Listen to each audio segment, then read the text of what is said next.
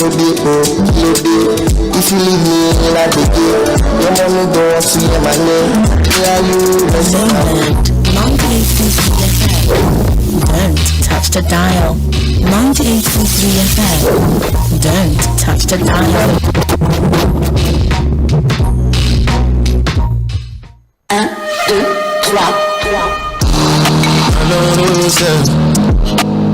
Oh my God, success, all I want, yes indeed. A lot of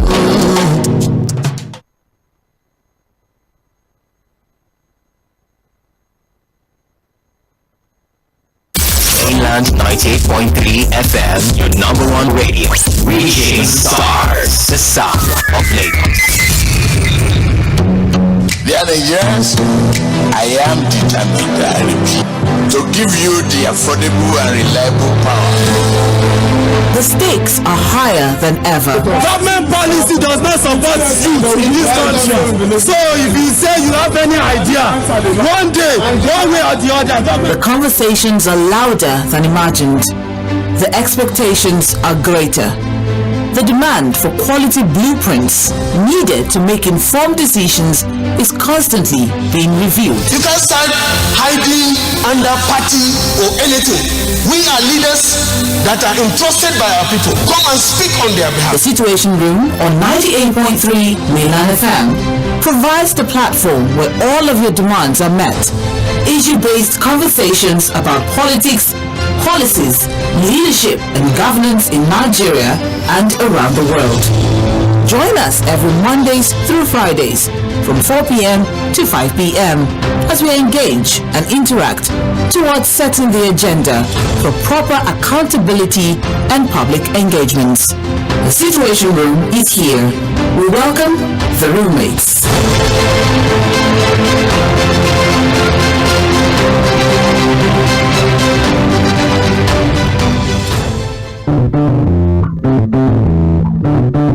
Hello, my name is Godwin Enoch and I'm a broadcast journalist and a sport administrator. I want you to listen to Situation Room with Opeyemi Akinyode on mainland 98.3 FM from 4 to 5 p.m. weekdays.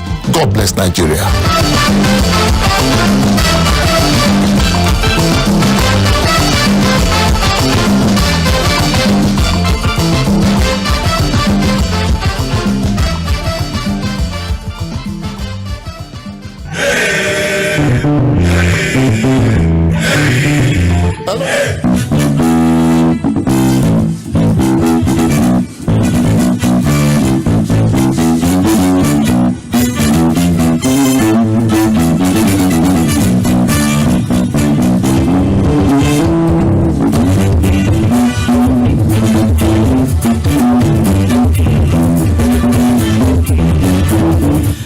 Good evening to you. Welcome to the Situation Room, live from Mainland 98.3 FM, the sound of Lagos.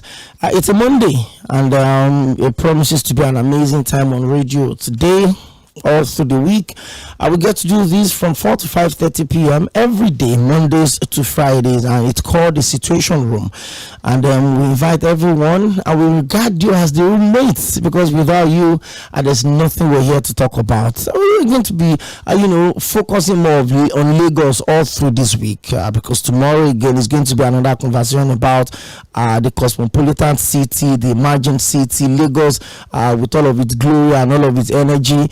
And you just ask yourself again, a city that the last head count we had was about 19 years ago. Yes, and it put Lagos as second behind only Kano.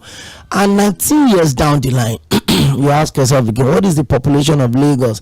The number of people that comes into Lagos every day, the number of people that leaves Lagos every day, the number of people that migrate into Lagos every day, the number of people that comes to work in Lagos and leaves Lagos every day.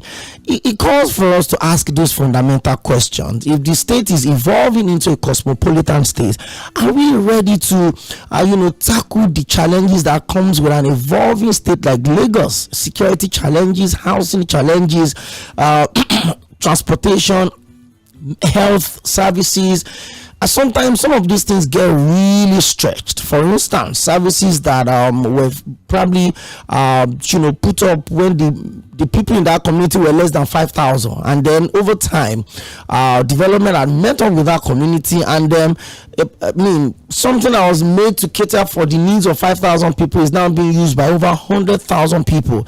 I think it was last week went to I think it was on Tuesday, yes, when we went to cover the NLC nationwide protest. They were coming through, and then we drove around that Olusosun K2 out, and the stench that came out of that place, that dump site, and the first thing that came to my mind is this: Lagos is a cosmopolitan state, it's the center of excellence. As you're coming into Lagos as a first timer, maybe coming through Ibadan, that's the first thing that meets you. And I'm asking, so somebody in the bus told me, was like, this place, when it was set up, people were not living in this place by now, but look at where that place is right now. Development had met up with that place. So the question we ask is this: if you're embracing the cosmopolitan nature of your state, are you ready for the challenges that comes with it? Are you ready for the responsibility that comes with it? Lagos is expanding by the day.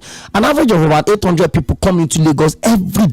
And how many people live? I'm not sure people leave Lagos, because after the COVID, and when the nationwide our ban was lifted, there was a massive level of migration into Lagos. People that knew that, hey, there's nothing in my state, let me go to Lagos, let me go pick whatever it is that is left, let me say I can pick up from there. I've had a lot of people call on the show and say, hey, because of the security challenges in my village, in Jigawa, in Zamfara, I've migrated to Lagos to look for a better life for myself. So people keep coming into Lagos. And one of the most difficult challenges that Lagosians are facing right now is housing. That's why on the show today, we're going to look at tackling the challenges of an emerging urban city like Lagos. We're going to focus on the Lagos experience. And I have Deji Akinpelu already in the studio. And the last time we had him was when an announcement was made on the ban of the single-use plastic. And then we had that soft conversation over the phone. But he's here with me in the studio. And we're going to talk about a couple of things. How can the private sector come into this? How can proper planning come into this? How can the government, when the former minister of works, the former governor of Lagos State, Babatunde Raji said that the government cannot deliver housing below market value or market price. It broke my heart. And if you check, as of today, Nigeria is 28 million housing units short of what is expected for us in this country. So, and if you look at that percentage, the larger chunk of that percentage is coming from Lagos. How many people in Lagos are living in decent apartment? I just had to put out this conversation here so that you know what we're going to be discussing on the show today. My name is Opeyemi Akinyode, and it's my pleasure to have you join us on the show today. On the turn of 5 o'clock, we'll open the conversation for you to call. I have a feeling, because the last time Deji Akinpelu joined me via phone, I had a lot of calls. People say, oh, landlord is doing this. A house that they've built 20 years ago, the landlord is increasing the rent. We'll talk about all of those things on the show today. You're welcome. Thank you very much, Mr. Deji Akinpelu. Good to have you join me on the show today. Yeah, thanks for having me once again. It's nice to be back here.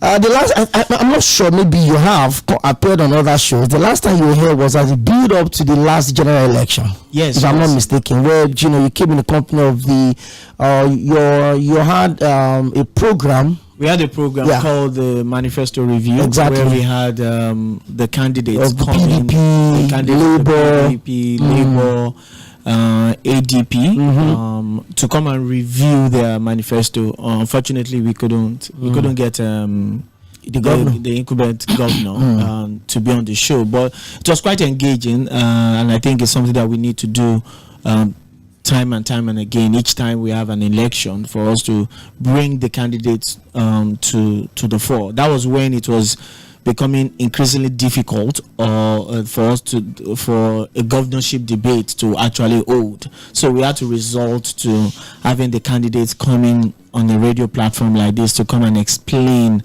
their manifesto, which was quite engaging. I think housing and general urban development of Lagos were some of the things that we discussed during that time. It's quite interesting to see that the candidates of Labour and ADP constantly still speak on policy issues, and I think we are there's a difference between politics and then there's a difference between politics and governance.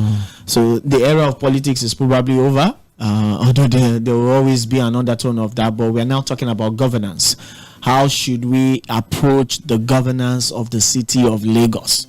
So is it about creating a city that is exclusive for some group of people, or a city that is embracing to all? Everyone. Yeah, I think that's always one conversation that I personally have always wanted to kind of champion. Lagos is not about we making it the next Dubai. I think that's always been the biggest problem that we have, the psychology behind the evolution of the city of Lagos, in the sense that, we want to make it look like Dubai.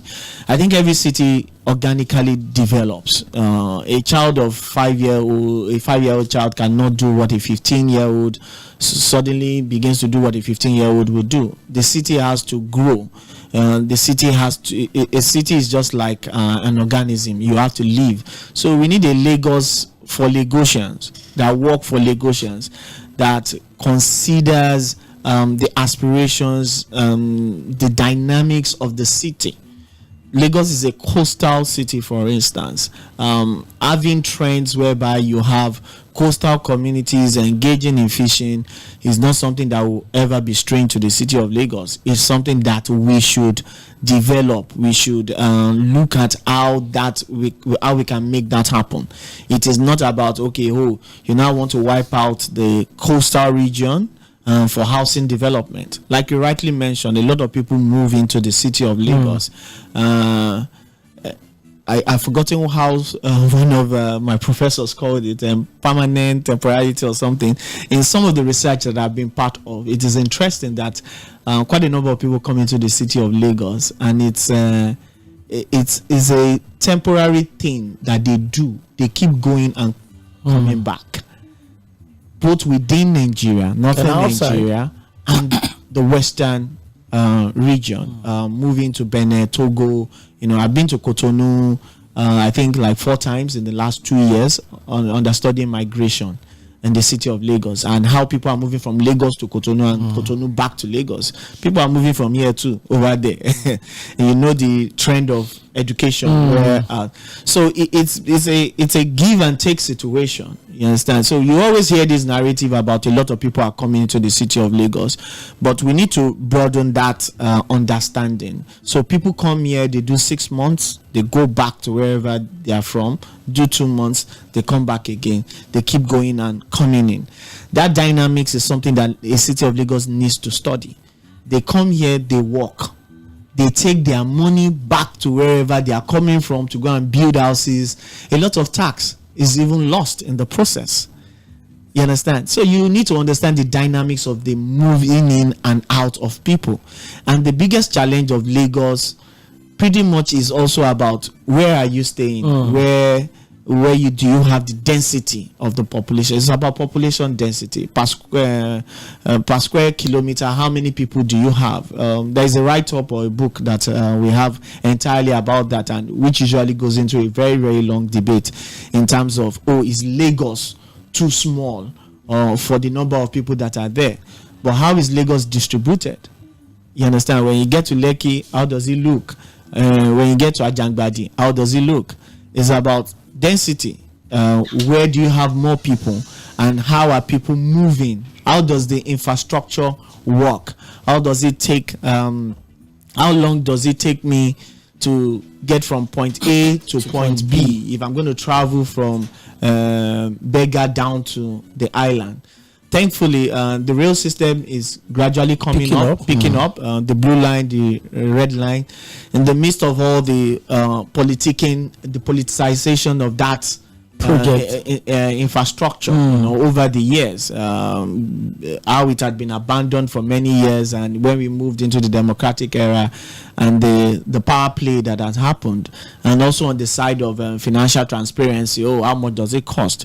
If you look at the original plan, I think we have about by Lamata we have about 7 or 8 rail paths that has been set for the city of Lagos, which, even if you look at it, probably in comparison to other parts of the world, they are not even enough. So there is the purple line, there's the green line, there's several. I think the green line is the next focus. Right? The governor had mentioned that. So there are about 5 other ones, purple, brown, and co, that we need to pretty much work on.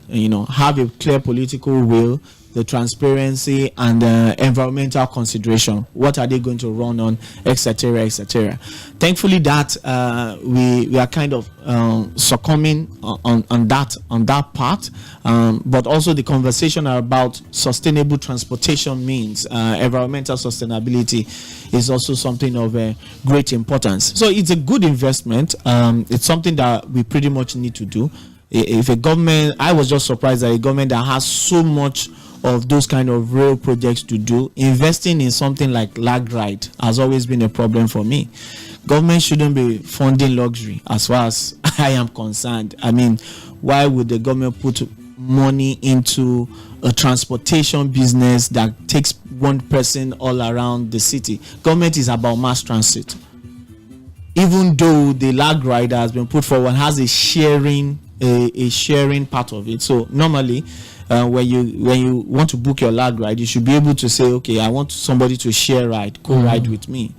But due to the nature of the city of Lagos, people don't want to. I'm going to Abulegba, and then you want to share with someone that is going to Ikotu. No, so you're now supposed to wait for somebody who is going to the same location, and then you have to wait, and then there's an emergency, you have to be somewhere. Somebody has to join you. But people, how comfortable are people riding with strangers? But growing up, I remember, in the 80s, 90s, we used to share cabs in the city of Lagos. These same yellow cabs were not. It's not that you book a whole yellow cab. No, you sit with other people. I can still remember my ride from Maryland down to Ogba. If you have my school ride, if you had money, you just take. We were sharing. Yeah, although we even have social enterprises on that pathway. Yeah, you understand. Government should start in the position of a regulator. Than I think that's also part of the challenges that we are facing in the city of Lagos. Government taking up responsibility and becoming a competitor in the space where they belong. No, you are supposed to be a regulator. Ensure that the apps, the hailing apps, they succumb to a performance standard practices. They are well regulated, not for government to come into the system and also play within that space. So when we get into the conversation of housing, and when somebody tells me, there's an LSDPC as a means of government providing housing, competing with real estate developers, it doesn't make sense. You are supposed to become a regulator for me. Not that you are now taking business away from the private sector. It is for you to be able to sit down with the private sector to say, what? Do you know what? I am here for the people. So the people's interest. So that's also the part of the problem I have with PPP arrangement. Public-private participation. One thing is lost. The P that represents the P of the people. Are you the people? Not something very highly commercialized. Increase more than ever before. This is where the government has to come in and get is at a very, very, very good rate, that people are not taking advantage of the situation on ground. When you talk about housing, for instance, like I've always said, the mentality or the attitude towards housing in the city of Lagos, for instance, costing and costing of houses. You see one property, this million, that million. You look at it and like, is this it? Is that all? Is that all? You understand? House rents these days now, like, what are we talking about here? 2 million for what? What exactly are we paying for? So we don't even know what is the. It's very, very challenging right now. Things are on the increase now. The position of this of whatever below market price, which is not true. It is all inclusive, whether you like it or not. No matter how rich you are, you still in those plans, you'd certainly have to consider all of those people. But then, if you look at some of the properties that the government themselves are building, whether the one at Lubin or whether the one around K2 here, you look at those buildings, those projects, and then if you go make inquiries about the government project. Now, I want to ask you straight up, By the way, Deji Akinpelu is the co-founder of Rethink City. We'll come talk about Rethinking City. I beg your pardon. Come talk about. But honestly, before my family moved to Sɪᴛᴜᴜ, and I saw low-cost housing estates. Yeah. The one in Abe. Can the government truly within the community, within the society? You are not in this space. Do you understand? Yeah. Can the government go back to that space? What should the government do in your relying on the instrument of the private sector in itself to also deliver this? So it's not far-fetched of investment and co. At best, we had Lagos. I think I'm very familiar with when Lagos started and the criteria. It was a single-digit loan arrangement, and I actually have a document, and averagely that kind of the housing that was being provided by Lagos, and and in terms of design, having just the actually trying to build here, who needs a why would government want to invest in a 3-bedroom design? We need to really begin to rethink of a certain group of people. It doesn't have to be sustainable. You're trying to look at designs that takes into cognizance bonding is something that you can use creatively to solve the housing challenge. We have always advocated for a pool of funds that government housing fund, whereby government contributes to it. To contribute into this, it is great, but a certain percentage. So there's been a whole lot of, for instance, there's been a whole lot of debate about I'm going to give the whole of the Bar Beach environmental issues. I want at least from every transaction that is coming from a luxury property like a certain percentage of it is going into social housing. The individuals that are accessing this, not let me take that back a bit. Individuals who are accessing this through their cooperative organization. Now, that's another thing. Another way for us to control. While private developers can go and apply to government and say, give me land to develop. That's fine. You belong to an organization, broadcasters organization or whatever. You have your cooperative and all of that. You walk up to them, you understand. Your cooperative society, it is imagined, and I want to believe that they want to build at the least cost for you, for the interest of their members. You understand? So taking advantage of a situation whereby you have organization groups, cooperative societies, particularly of low-income groups, being able to come forward to government and be able to access land for their own housing development, speed up their permit process, hasten it up, give them access to funds that you have actually called from cross-funding from luxury housing. You begin to make things easier, and you begin to change that perspective that we have towards as it is right now. How many options do you have if you want to if you want to buy a house? You understand? Or you want to rent, you want to go for rental. Of course, there's also the other argument of should people actually buy houses? Why don't you just rent all your life? But it's African. Africans take pride in ownership. You understand? So we have also cultural perspective that also influencing what is going on. You understand? So, but moving back to that, so you creating that system, cross-funding system, government making its own contribution,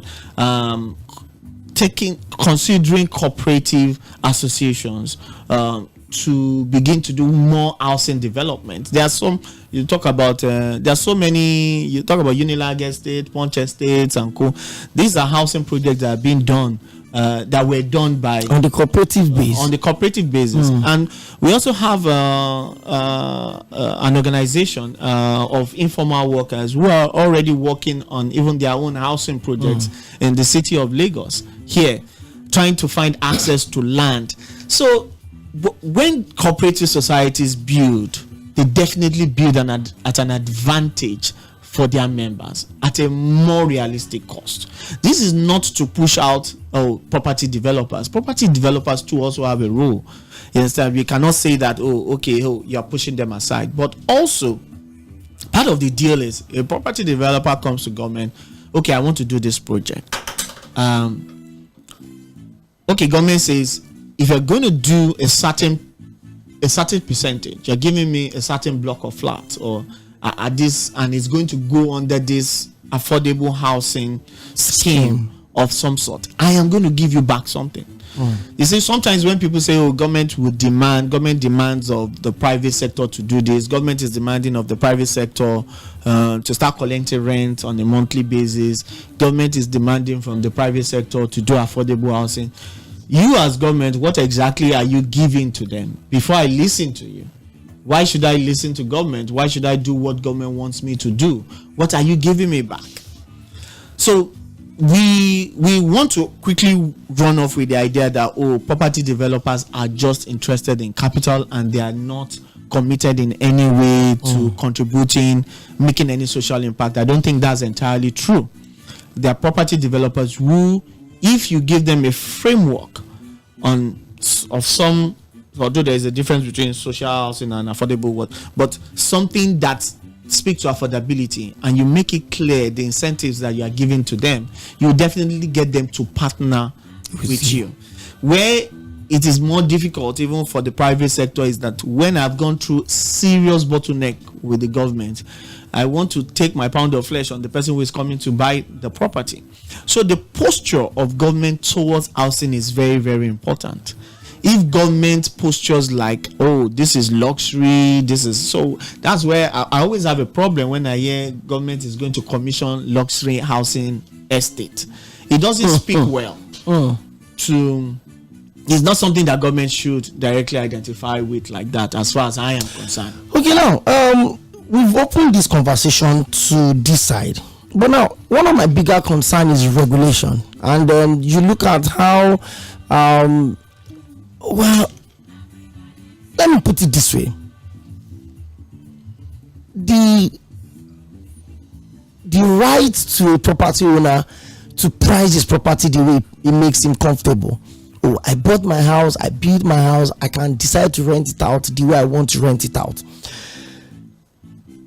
How easy or how much more do you think the government needs to do in terms of regulating? Now, it's as simple as, I don't know, maybe it's safe for us to admit that the housing need of this country cannot be met by the government alone. Definitely. Established. Yeah.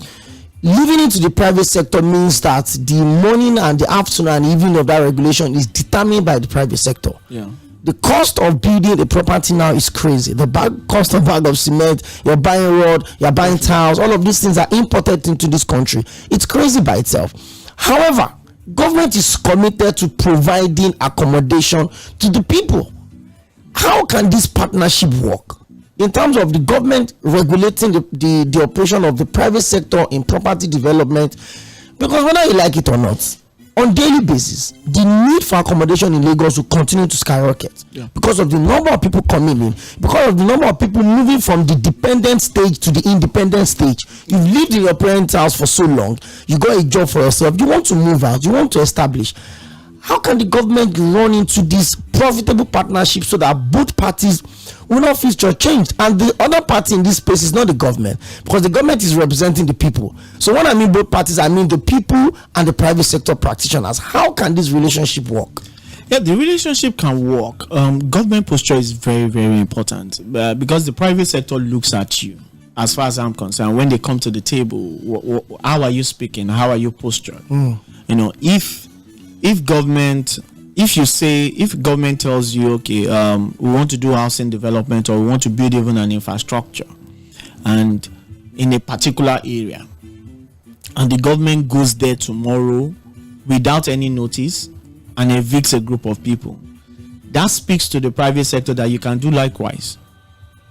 Take for instance the case of ᴏᴜᴜᴜ, where people were forcefully evicted back then in June, July. And then there was this wide protest and the House of Assembly had to intervene. So when government itself doesn't posture like you have the interest of the people, how would you tell the private sector to have the interest of the people?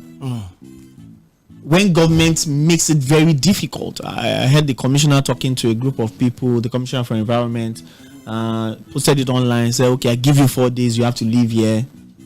I mean, like, just like that. So if government has that posture to say, okay, I give you 4 days, I give you 7 days. What kind of signal is that? What kind of signal are you giving to the private sector?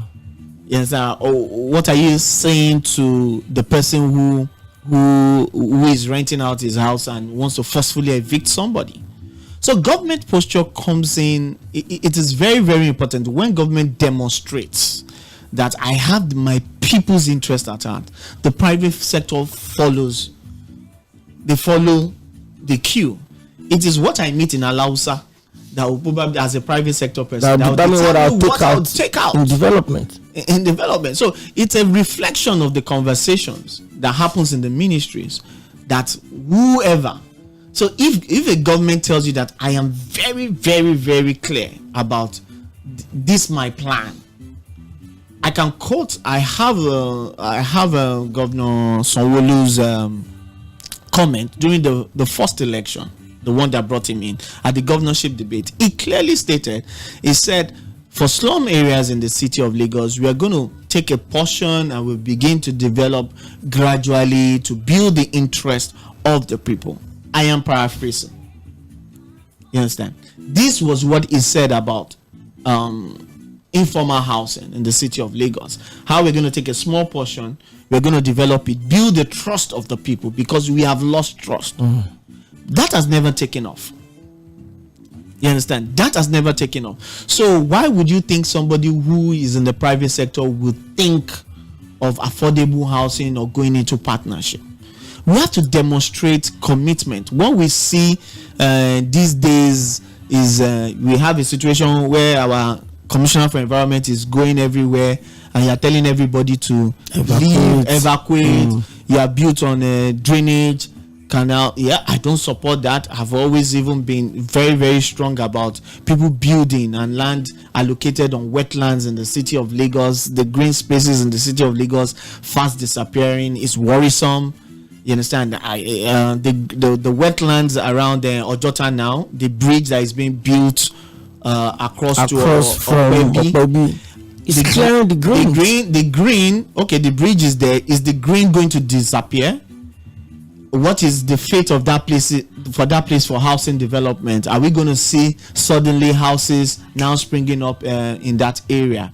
But you have to approach the way you go about it is that you have to approach it in a very humane way, understanding fully well that government in itself has been an accomplice in this.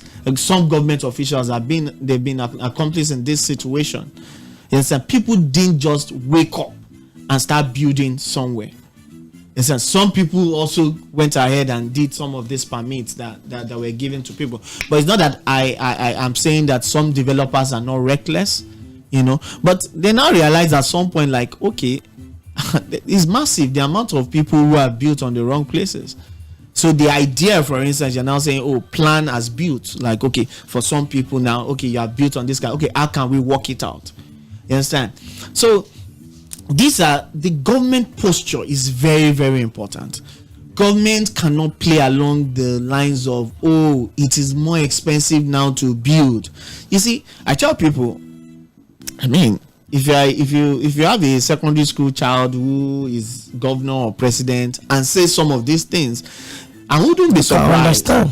I wouldn't be surprised, because that's just on the normal. Oh, yeah. Can you deliver housing below market price? No, it's not possible. You understand? But it takes somebody who is prepared for governance and who is really thinking to say, how can we deliver housing below market price? That is the critical thinking. What are we going to appeal to?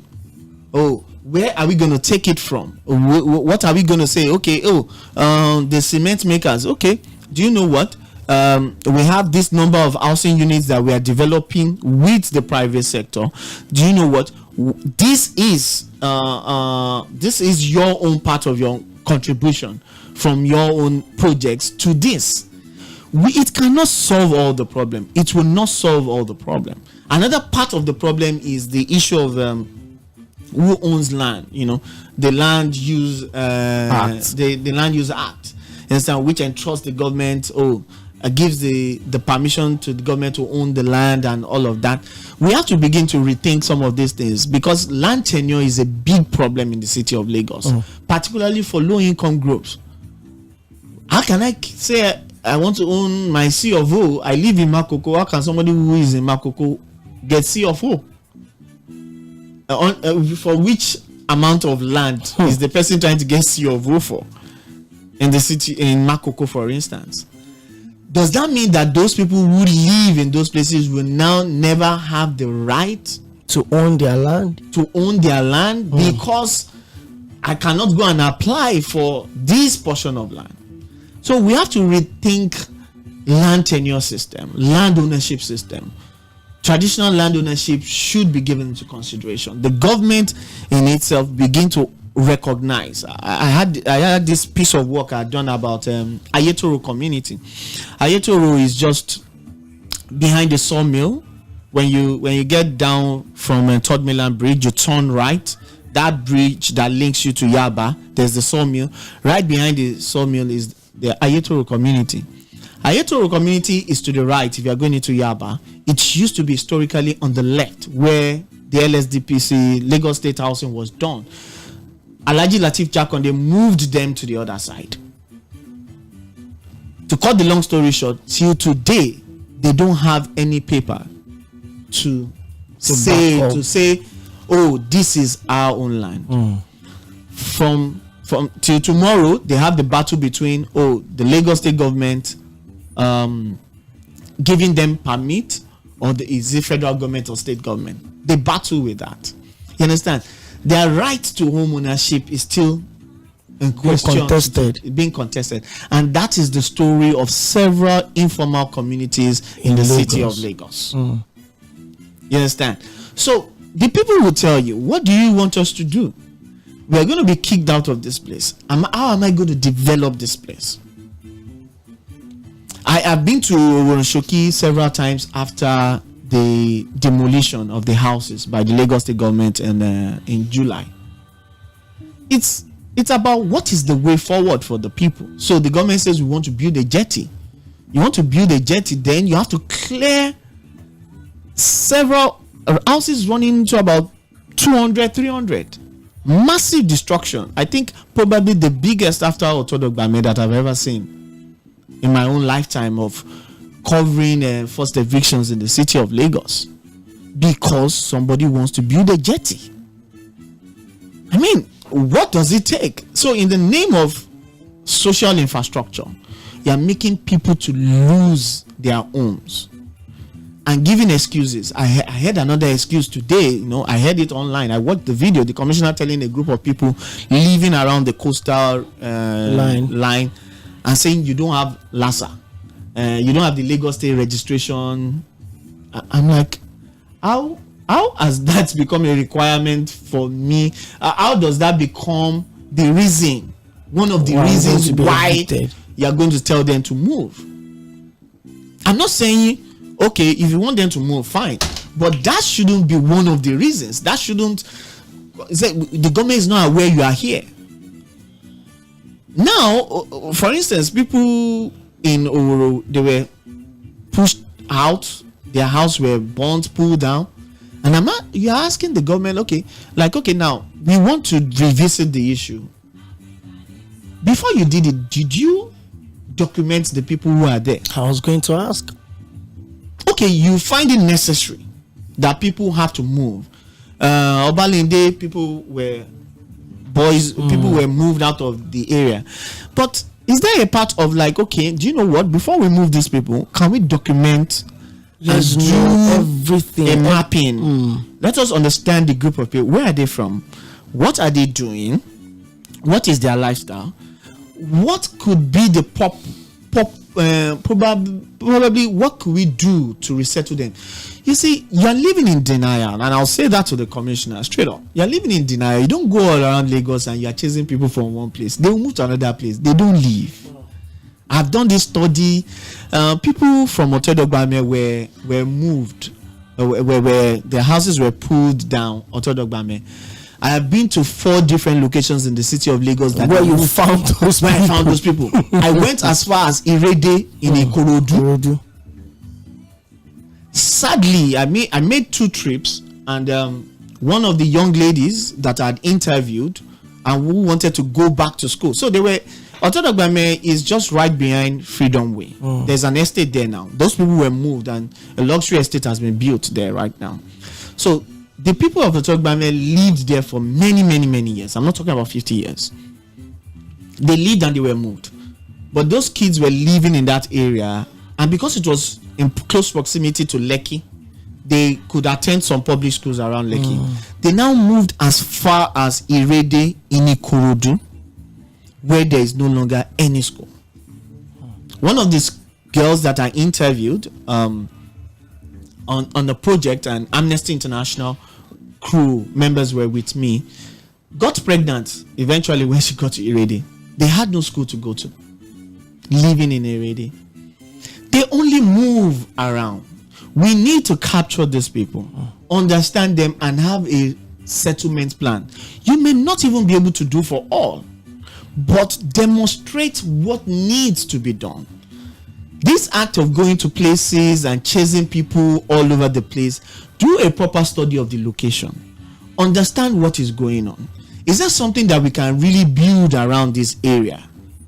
You're talking about parks. How many people actually have access to the public parks that we build in the city of Lagos? Really? So the place is going to be turned into a park.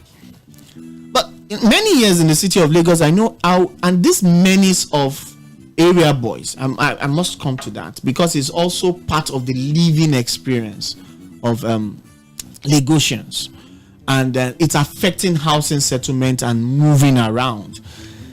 What the government did way back many years was to get these boys and also enroll them into a youth empowerment scheme. And I can remember, and many years after that was done, and I had the opportunity to walk around Radio Lagos, I discovered that some of the boys were trained to be carpenters, and those boys were the ones that built all the furnitures that you use in Radio Lagos, or I don't know what we call it now, for the hall and all of that. They worked as carpenters. Some of them were even later employed in the civil service. So it is not about going around and demonizing informal settlements or people who live there, and you say right to their face and say, we don't know you. There's nothing like that. And these places are polling units. When it was election, they were known. You know them. You recognize them as polling units. You took voting materials there. I have pictures of Ijora Badia, where voting people. I took pictures of people voting in Ijora Badia, but the same people you look at after elections and you say you don't have the right to stay here. But when it was election, they had the right. You have the right to get their numbers. You needed their numbers, and now the mental work of we sitting down and saying, do you know what? How do we meet this need? How do we capture these people? Understand them, understand their income bracket, understand their best building code design. Part of what some organizations have done, for instance, in Oworoshoki, is to sit down with the people. So, okay, how can we rebuild your houses? You see, what for you, brick and mortar is housing. For another person, it doesn't necessarily have to be. It is all about a building code in terms of, okay, this is the structure that I have. Does it meet the hygienic? Is it hygienic? Is it safe? As long as that environment is safe, okay, it has to be brick and mortar. Not everybody can live or will ever live. If the government ever thinks that, okay, Lagos is the minimum standard for housing in the city of Lagos, you're joking. That can never be the minimum standard. There will be other housing development types that we have to consider. Some people that we have to consider their area. It's a fishing community. Okay, this is livelihood going on here in Makoko. It is not just is economic activity that is going on there. Okay, how can we better this environment? It is as if the radar we've all escaped the radar. And even what you are calling housing, and you are saying it has been termed by some other people out of this country and say, oh, I mean, look at your Lekki and say, oh, it's a glorified slum. Even when you talk about, okay, housing, one critical issue that we have not addressed in the city of Lagos in terms of housing, even in the best places that we say, in terms of Lekki and Island, quality of water. Quality of water. You cannot open the tap and there use it to cook. Not even talk of bathing. We'll come to that. And now let's look at the regulations. All of these things that we have said. Whatever role the private sector will play, whatever role the government will play, it has a lot to do with regulations. The Lagos Land Use Acts, the this, the that. It takes a lot, or it demands a lot of commitment from the government. I mean, you talked about, pulling funds from some places, maybe getting some percentage from private sector practitioners.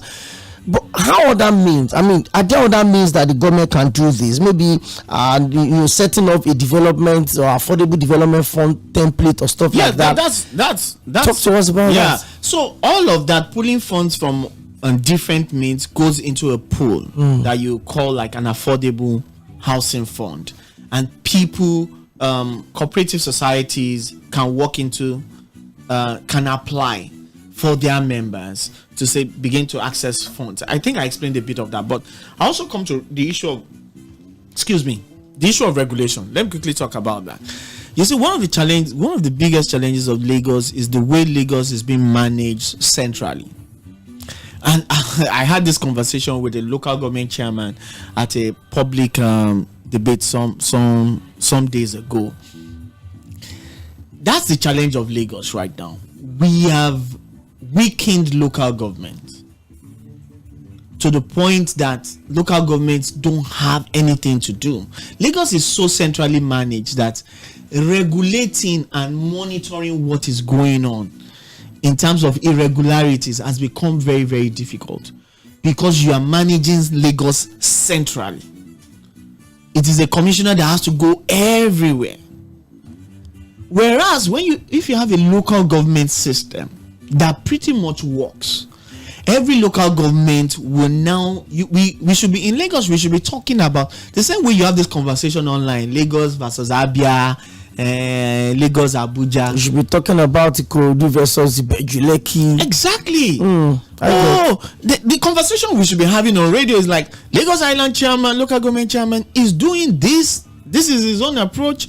The guy in Ikeja, this is his own approach. A local government chairman of recent embarked on a housing project. The same model of the state government he adopted, PPP, luxury housing. No, why? We should, for instance, some of this task in terms of regulations, in terms of creative financing, we should trickle it down to local governments that will embark on some of these housing projects, utilizing this different pool of funds, from the private sector, from individuals. You put it into a central purse. Then you don't limit those who have access to land or to benefit from these funds to just private developers who have committed. Let us extend it. There's the role of the private developer. There's the role of cooperative societies. The cooperative societies are the ones that will have the interest of their members more at heart than somebody who is into business. But even the guys who are into business are also conscious, and they want to deliver. In fact, a whole lot of people will still market, a lot of private developers will still market their property and say affordable at hundreds of millions. Yes, affordable according to what the environment has given them. If the government makes it easier for them to do something more, they will be able to do that. There's a New Towns Development Authority. It's an agency in Lagos State Government. New Towns Development Authority is an agency, just like LASMA. But I will hear more of LASMA, but I don't hear much of that agency. There is LASURA. LASURA is the agency in charge of urban renewal in the city of Lagos. But we cannot say today that the agency has received the political will to say, to embark on different projects or to capture. there should be no eviction in the city of Lagos anywhere by any commissioner of any informal settlement without proper resettlement plan. Lasura should have you see, Lagos slum areas don't just evolve, or informal settlements don't just evolve. There's an agency that monitors that. There's an agency that is responsible to gather the data of the people who live there for every informal settlement. There are over 200 informal settlements across the city of Lagos. Yeah, well over that. And Lasura, as I can tell you, they have the list of these areas. They're supposed to be keeping tabs on what is going on there, have the data of the people, map the areas, and all these areas have different land history. Some are new, some are 50 years old, some are 100 years old. So you see, you don't have a situation whereby we have this kind of militarized approach that a government official just goes somewhere and say people just leave as if there's no record of their existence, or like there's no agency of government. There is no way. Lagos is not a no man's land. If you go outside there now and you put something on the road, somebody owns it. Somebody owns it. You understand? So people don't just, no matter how informal it looks like, and somebody just builds one wood and starts living there, it's with somebody's permission. It's under somebody's order. It's under somebody's approval. So in terms of regulation, we are making it difficult for ourselves in the city of Lagos. That is why we've had also several cases of building collapse. Thankfully, maybe we've not had recent times, but imagine a well decentralized system empowering local governments to do monitoring very well. There's the health arm of the local government. When we were growing up in those days, they were called wole. In English, inspectors. They were sanitation inspectors. That is, they go around and they function. You understand? But we have which is local government based. This is supposed to be the role. This is what they are supposed to do. You understand? So decentralize the structure, create a fund, use creative means. There's quite a number of pool of funds that even government can access. Immediately you say to yourself, I've been having this discussion about green energy, because of the power situation that we've been having. So there's been a whole lot of talk about, what is the state of green energy in Nigeria, how accessible it is. It is interesting to know that even government does not consider green energy in its building plans. How many government offices run on solar? I mean, who should first of all do that? They should take the lead. You should take the lead. You understand? Patronize local. By taking the lead, patronizing them, it makes it easier for the business to do well, expand. You understand? You make housing projects in the city. You look for property developers and say, do you know what? How many of you want to do housing that is going to be off-grid? You are going to do green energy. It is expensive, Mr. Governor. Do you know what? This is what I'm going to do. You understand? This is what I'm going to do. I'm going to support the financing. You understand? When your tenants move in, we're going to do like a backup for them to now start paying monthly. You understand? We begin to creatively work out things. There was this interview and conversation about health facilities, green energy and health facilities. Imagine with the poor state of electricity that we have, can you imagine the kind of healthcare people are receiving across these different hospitals? It's crazy. Mr. Akinpelu, I'm going to have to hold your thoughts here. We need to take a very quick break. We've done 1 hour, and it looks like we just started this conversation. Well, I want to take a very quick break. We'll take the headline news. We'll also, for a few minutes, just pay some bills. And then when we come back, you talk and then we'll pick calls. I'm not saying we'll open the phone lines. The phone lines have been buzzing because I told you when it comes to housing challenges in Lagos, it's going to be a lot of huge conversation. But then, you're live on Mainland 98.3 FM. This is the Situation Room. I have the co-founder of Rethinking City, Mr. Deji Akinpelu, live in the studio, still here. But we need to take a very quick break. Don't go nowhere. where the program returns on the turn of 5 o'clock.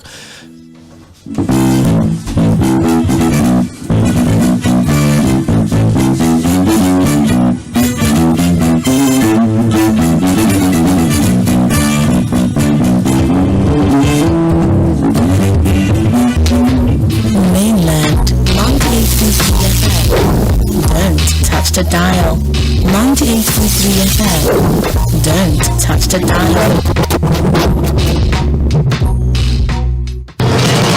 Headline news on 98.3 Mainland FM.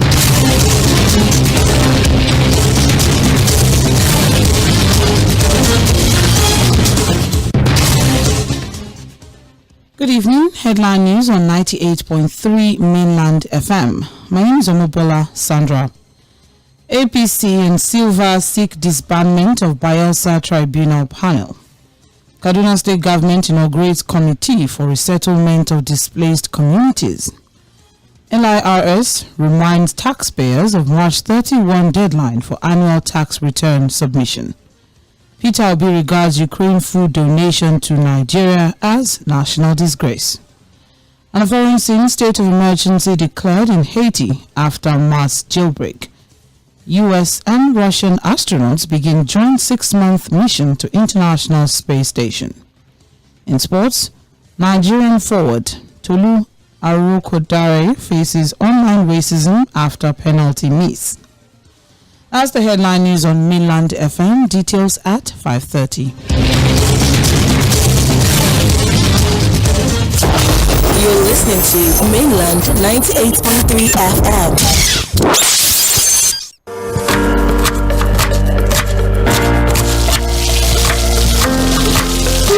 Have a way of taking us on a journey, and when you add plenty of vegetables like ẹ́fọ́, ugu, and season with the rich taste of Knorr seasoning cubes, even better. So, go ahead and elevate your meals with more vegetables and the rich taste of Knorr cubes. Today, eat for good. The drama, the suspense, the emotions, the gang moments.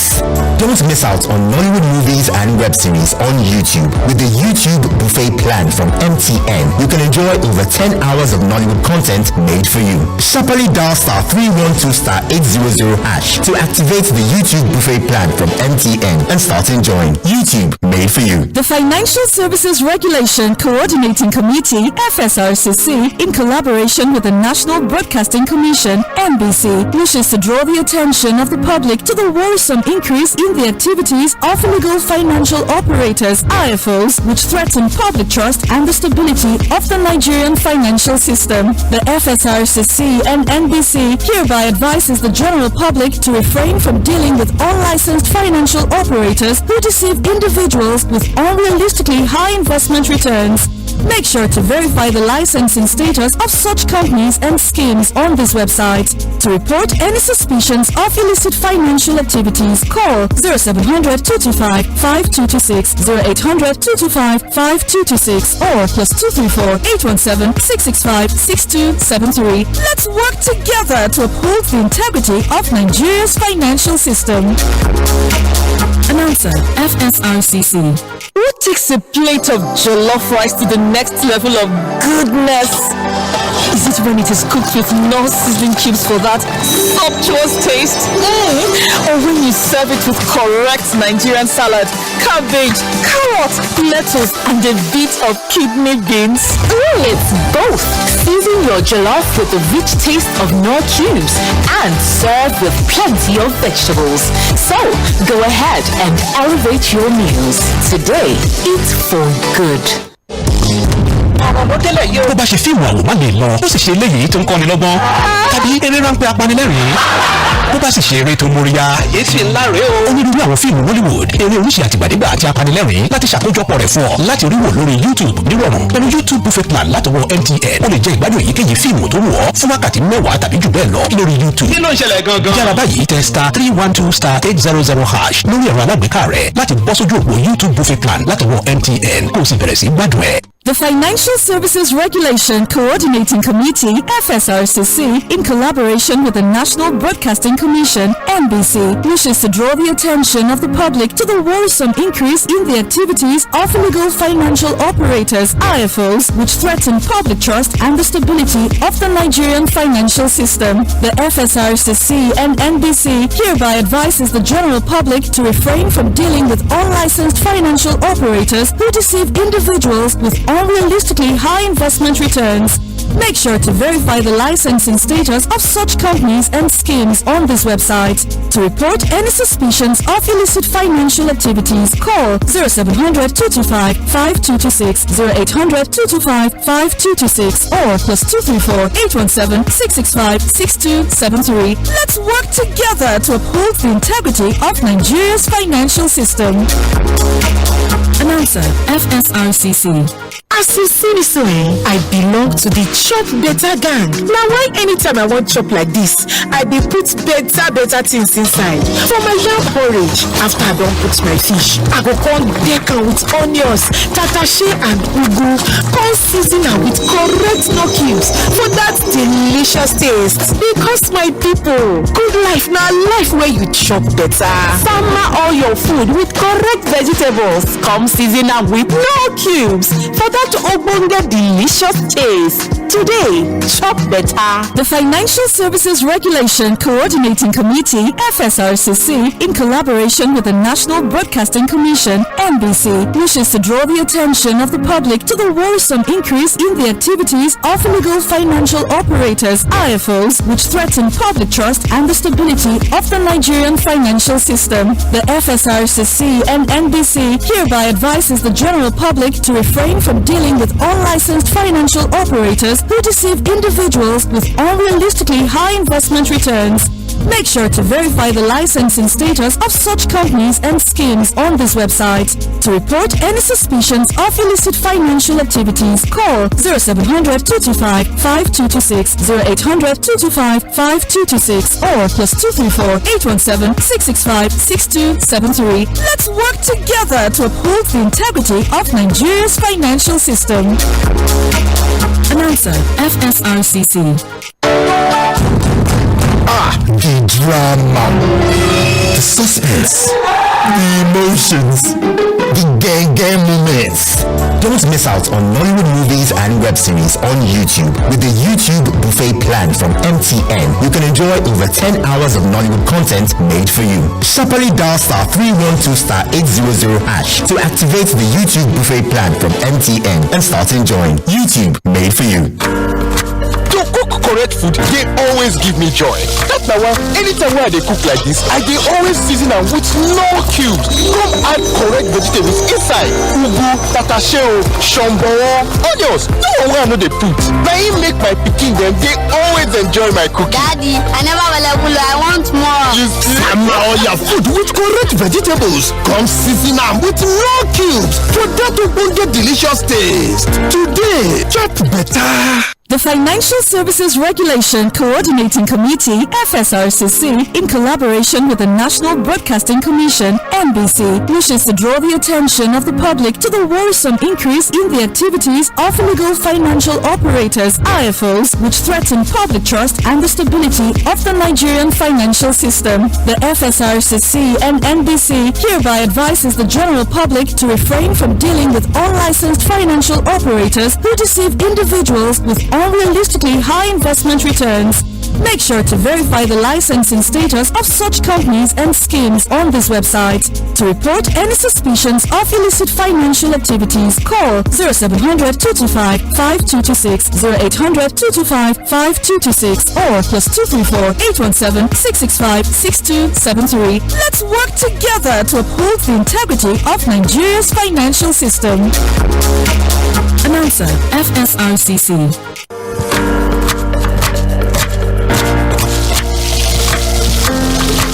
Meals have a way of taking us on a journey. And when you add plenty of vegetables like ẹ́fọ́, ugu, and season with the rich taste of Knorr seasoning cubes.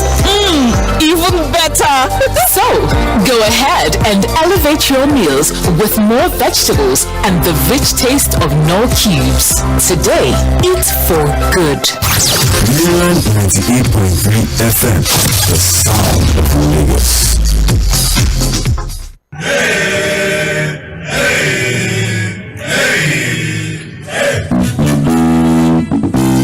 Welcome back. We have just about let me see, maybe 15-17 minutes to wrap up the conversation today. But of course, I've been speaking with Mr. Deji Akinpelu, the co-founder of Rethinking City. And we've just looked at some of the challenges that we are facing in Lagos, especially as we continue to talk about Lagos as an emerging cosmopolitan state. You look at the size of the economy, you look at the investment in this state across. I've always said it, Lagos is a world on its own, because there's actually, I'm not sure there's anybody from anywhere in the world that does not have something one way or the other, whatever country. I'm not sure. There was a time I escorted a very senior mentor of mine to the India's Day celebration in Lagos, and you needed to see the display of culture. You look at the size of the Indian community in Lagos alone, and I'm like, I mean, that is how much Lagos had been welcoming to the people. But when you have a system where the basic needs of the people that are working or resident in Lagos are not met, accommodation is key, health is a big issue, public transport system is a lot of problems. Even with the 25% reduction that the governor announced 2 weeks ago, how many people are benefiting from it? No, the BRT does not ply my route, so there's no way I can benefit from it. I don't use the ferries because I don't stay on the mainland, on the island. So exactly, so it's a whole lot of problem. But I mean, we continue to look at this conversation. We continue to look at how the government can come in, because you look at some of these things and you look at the government has lost control in terms of regulation. The developers are just coming into the system. Somebody was making joke about the fact that a landlord that had this building like 20 years, 15 years, suddenly wakes up and says, I'm not increasing the size of your room. It's not like I'm changing your ceiling. I'm not like but I want to increase my house rent. If you cannot stay, you move out. So you look at some of these issues, and I'm sure that by the time we start picking calls, these are one of the issues that the people would really talk about as the government lost the control of the housing in Lagos. But you can join the conversation now, by the way, 091-3600-0410. I'm seeing all your messages on Facebook. We'll read them. You can also follow us on that space and drop your comment. Go on YouTube as well. Mainland 98.3 FM on YouTube. The same with Facebook. And on X, formerly Twitter, is Mainland 98.3. Follow us. Let us continue to be the social media family, so that some of the programs you get to miss, you can catch up on those spaces. 091-3600-0410. This question will lead us into engaging the listeners. Has the government lost the control of this regulation, Mr. Akinpelu? Because there was a former colleague of ours here that wanted to get an apartment, and then we were moving around, and then one of the agents, or let me say the owner of the house, is also asking for agent fees.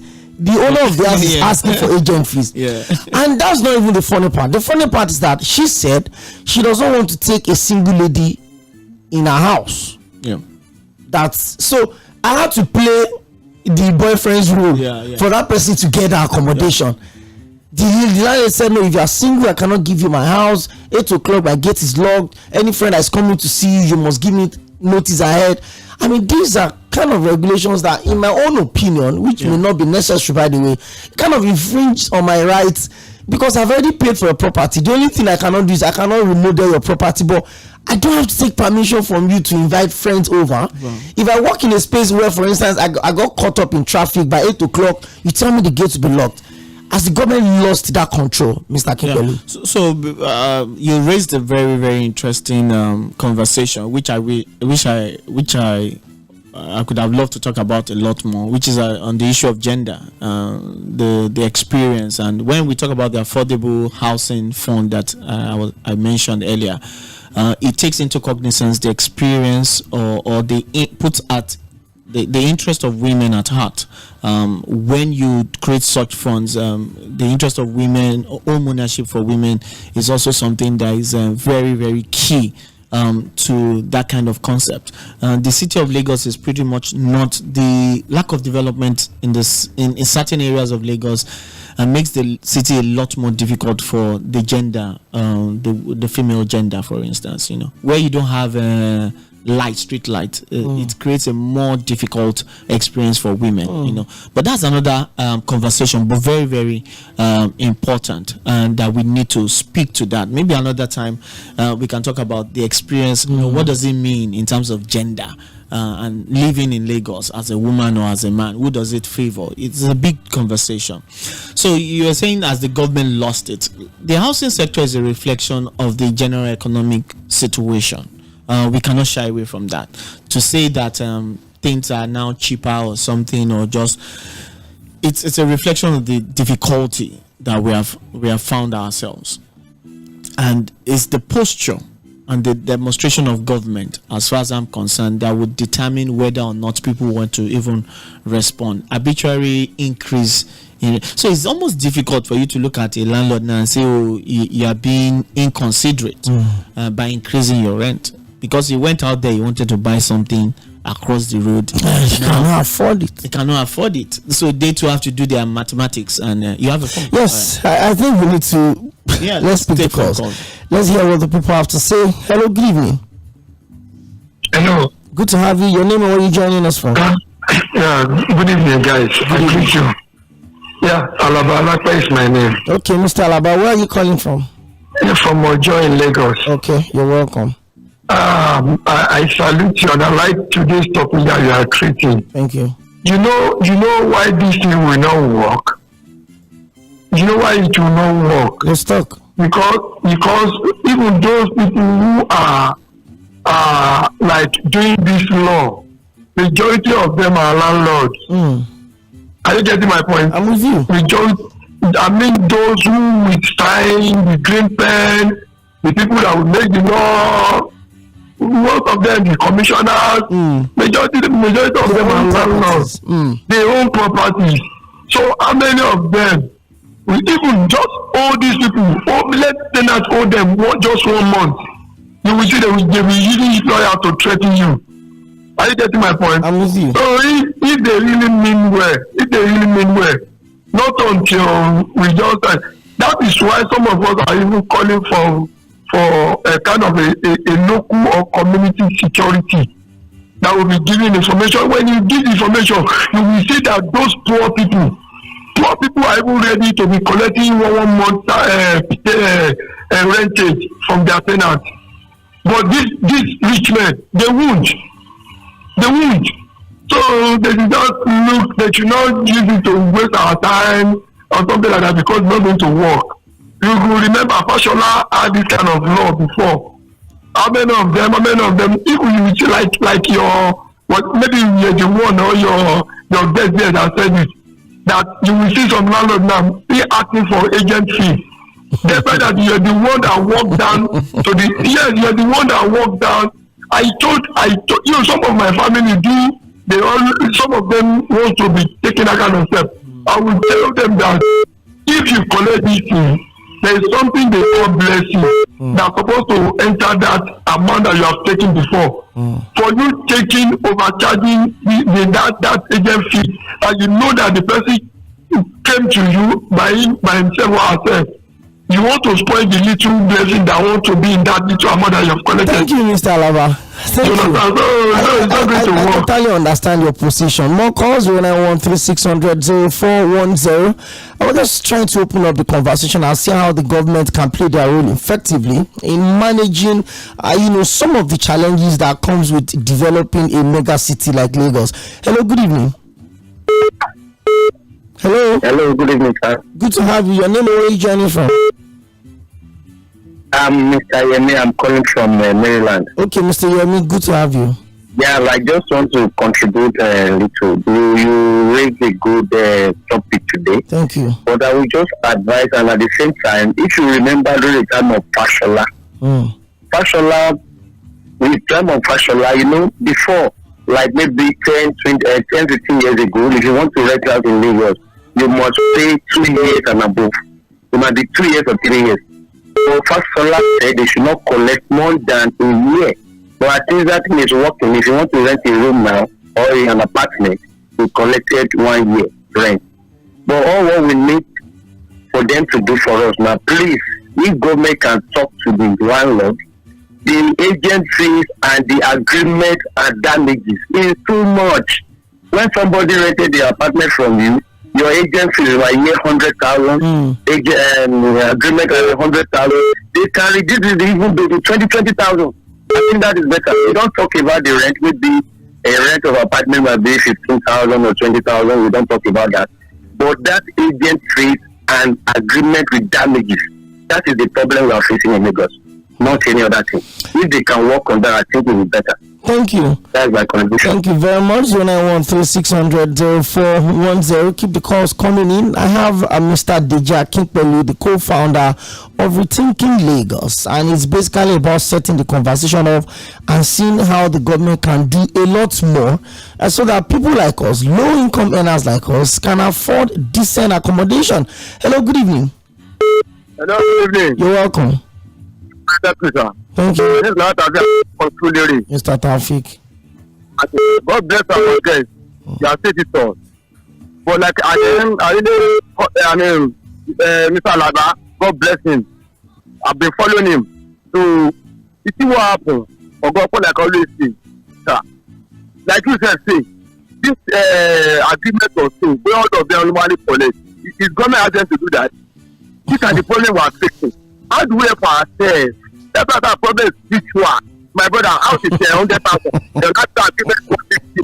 How do you go from there? These are the each one of us ready to drop the bad thing we are doing. That's what we move forward. Thank you very much. Thank you very much. The calls are coming in, but also I have to read a couple of the messages. Let me take one or two real quick. Olubenga Michael at the Sun Facebook is text and he says the government has a lot to do in easing the problem of housing in Lagos. They need to retool the strategy and look inward. I don't see why we still have prisons sitting on large expanse of land in Ikoyi or the military cantonment in Ikeja. Those decisions was made when those places were underdeveloped. Relocating such key institutions will provide more opportunity in freeing up more available land in Lagos. Amazing. Thank you. Thank you very much, Arani Yaya. I got a message. Onotoye Michael Temitope is texting. He says, it's unfortunate that has gotten to the level where Nigerians begin to loot warehouses due to the suffering people are going through because of the food crisis in the country. It is heartening to see that our government don't learn from the past mistakes following the same incident that happened during COVID. Okay, I'll come back to this, but it's something we need to address real quick. There's no justification whatsoever, and I'll say this anyway, for you to go and loot a warehouse or for you to attack trucks that are moving goods from your city or one city to the other. I've seen these videos, I've seen all of these pictures, and then somebody comes to say the people are angry because the government is not. What's the percentage of the people that the government is favoring in this country, if there's any at all? So is that enough justification for us to go to the street and start looting people's businesses? And that was one of the fear I raised during the nationwide planned protest of the NLC. People will hijack it and take laws into their hand and start stealing from innocent Nigerians that are suffering. I'm just doing this, and I totally condemn all of those things. Or no justification whatsoever. The government is not living up to their responsibility, but what makes you different from the government you are criticizing when you go into people's businesses and you go to loot them? It's wrong.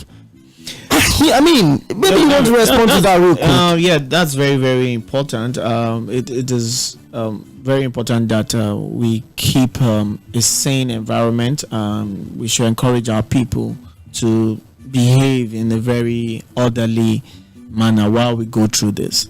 It also speaks to the fact that the government needs to act very, very, very fast. There is a trust deficit. In every conversation that you have about governance, the issue of trust, political will. Somebody had mentioned, they said, these people will not allow all these things work because they themselves are property owners, they are landlords.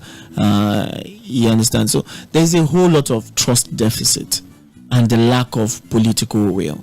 But I think it's what is more important for us as a people to do is to continue this conversation and put out their ideas, policies, and demand from those who govern us to say you have to do better.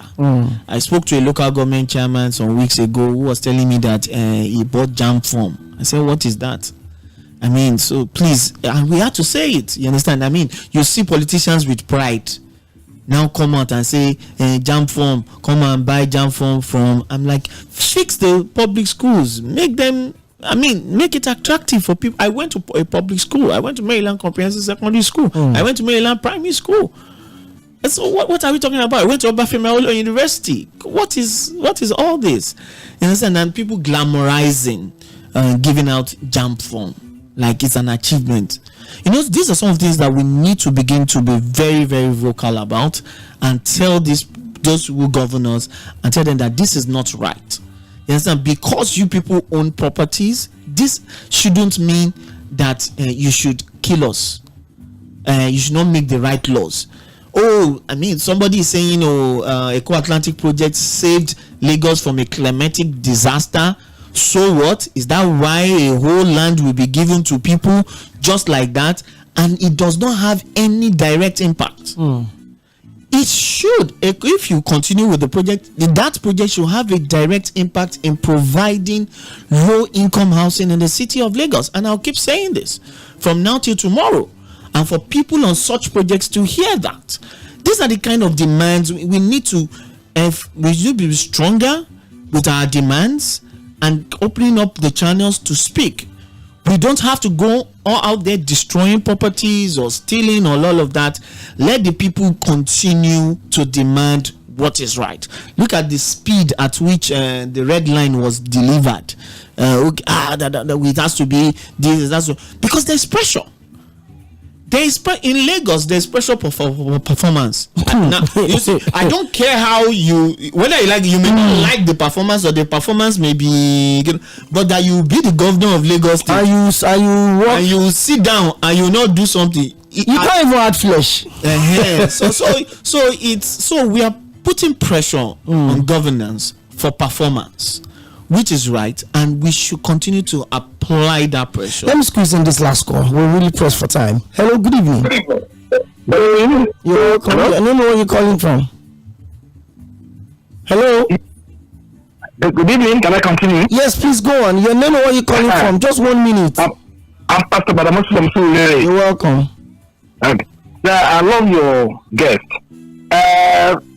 What I'm after is that. How can you be saying that you go to the slums and you said the government said they should go? Those people are living in the slum.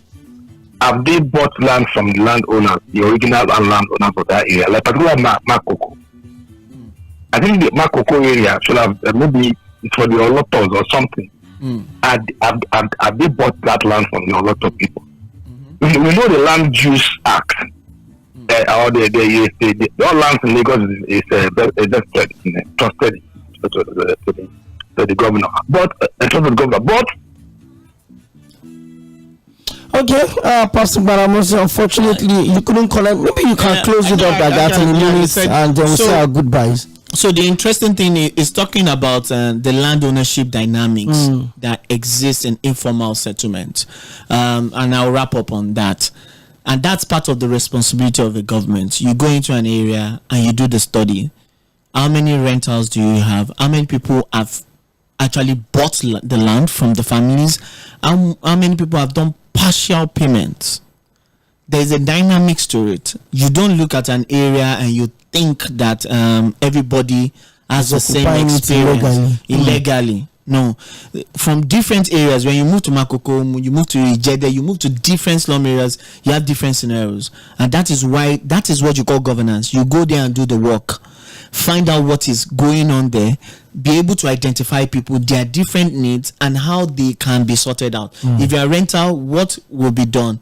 If you own a land, if you've paid for what can be done for you, you cannot say look at people blanket and say this is the solution for everybody. This is what should be done to everybody.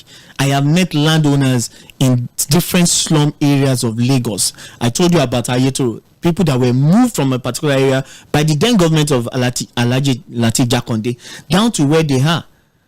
You understand? So it is about governance and understanding that we have different people in the city whose needs we have to address and we have to meet. Thank you very much, Mr. Deji Akinpelu, the co-founder of Rethinking City. I'm very sure that this conversation will continue very soon.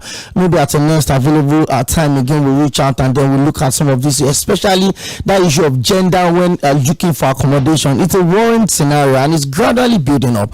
My name is Opeyemi Akinyode. Thank you to everyone that reached out today. Thank you for your calls, your messages.